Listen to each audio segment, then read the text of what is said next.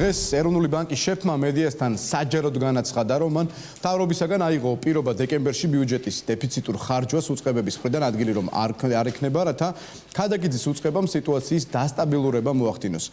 რა თანხები აქვთ ბიუჯეტიდან ასათვისებელი სახელმწიფო უწყებებს და იხარჯება თუ არა საბიუჯეტო თანხები გეგმის მიხედვით.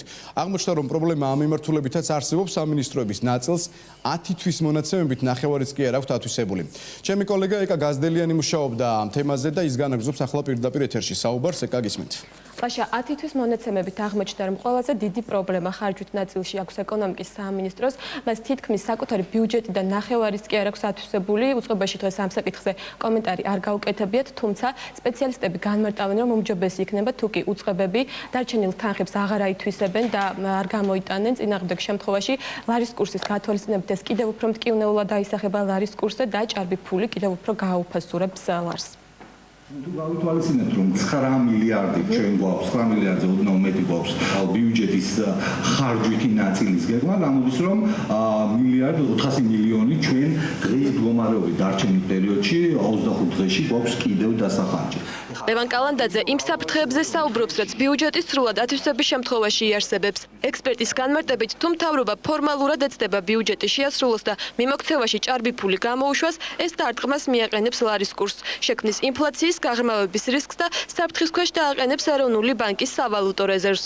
ლევან კალანდაძე იმ მიზეზებზეც საუბრობს, რის გამოც საბიუჯეტო ორგანიზაციები გეგმის მიხედვით თანხების ათვისებას ვერ ახერხებენ.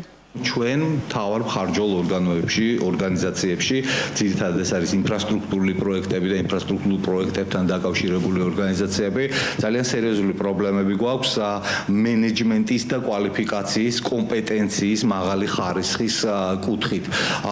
პრობლემა იწყება ტენდერის გამოცხადებიდან, ტენდერის ჩატარების პროცედურებით, შერჩევის კრიტერიუმების დადგენით და მერე უშუალოდ თავად ტენდერით განსაზღვრული სამუშაოების შესრულების თვალსაზრისით. მე მაინც გონია, რომ პრობლემა, ყველაზე დიდი პრობლემა დღეს ხელისუფლებას ამ კუთხით მენეჯმენტში აქვს. 10 თვის მონაცემებით ზოგიერთ უწყებას საბიუჯეტო გადასახდელების 12 თვის გეგმის ნახევარიც არ აქვს ათვისებული. ეკონომიკის სამინისტრომ საკუთარი ბიუჯეტიდან ნახევარიც ვერ აითვისა. 88,262,275 ლარიდან მისმა ხარჯმა 10 თვის განმავლობაში მხოლოდ 40,411,394 ლარი შეადგინა. რეგიონული განვითარებისა და ინფრასტრუქტურის სამინისტროს 916,504,500 ლარიდან 10 თვეში ათვისებული 630,875,550 ლარი აქვს. 46,907,886 ლარიდან 10 თვის განმავლობაში მხოლოდ 13,150,251 ლარი აქვს დახარჯული ოკუპირებული ტერიტორიებიდან იძულებით გადაადგილებულ პირთა განსახლებისა და ლტოლვილთა სამინისტროს. საკუთარი ბიუჯეტის გეგმის მიხედვით ათვისება ვერც პრეზიდენტის ადმინისტრაციამ შეძლო. 10 თვის განმავლობაში 10,379,873 ლარიდან მხოლოდ 6,969,093 ლარი დაიხარჯა. ამის მიუხედავად, სამინისტროების ხელმძღვანელები ირწმუნებიან, რომ ხარჯვით ნაწილში პრობლემები არ აქვთ. წლიური ბიუჯეტიდან 200 მილიონზე მეტი ჩვენ სამინისტროს არ აქვს, 80%-ზე მეტი უკვე ათვისებული არის. 750 მილიონი არის ათვისება, რომელიც არის უპრეცედენტო, რომელიც არ ყოფილა არასდროს ინფრასტრუქტურის სამინისტროს ისტორიაში. ამ მომენტისათვის ჩვენ არ ვართ ნამდვილად ცუდ პოზიციაში.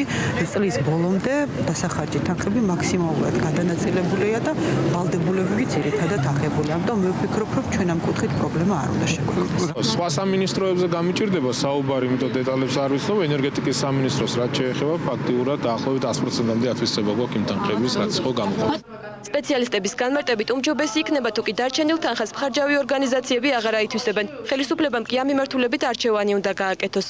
თუ კი მოხდა ამ გეგმის სრულად განხორციელება და თუ კი ამ დარჩენილ 27 დღეში და მილიარდ 400 მილიონი ლარი მთლიანად დაიხარჯა, რასაც ჩვენ ვთვლით, რომ ამას სხვადასხვა უწყებები ვერ მოახერხებენ, იმიტომ რომ 27 დღე არის ძალიან მცირე დრო, ამხელად თანხები აითვისონ, მაგრამ თუ მაინც ყოველ შემთხვევაში თუ კი მოხდა ამ თანხების სრულად ათვისება, ეს რა თქმა უნდა გაზრდის ლარის ოდენობას მიმოქცევაში, რაც კიდევ უფრო მეტად შეუწყობს ლარის გაუფასრებას დოლართან მიმართებაში. თუ კი მხარჯავი ორგანიზაციები დარჩენილ თანხებს სრულად არ აითვისებენ, ხარჯვით ნაწილში ბიუჯეტი გაირღვევა. სავარაუდოდ ბიუჯეტი წელს ხარჯვით ნაწილში აღარ შესრულდება, იმის გათვალისწინებით, რომ ბიუჯეტის შესრულებას წელს და შარშინაც პრობლემები მქონდა, სპეციალისტები ფიქრობენ, რომ მთავრობამ ეკონომიკურ პოლიტიკას უნდა გადახედოს.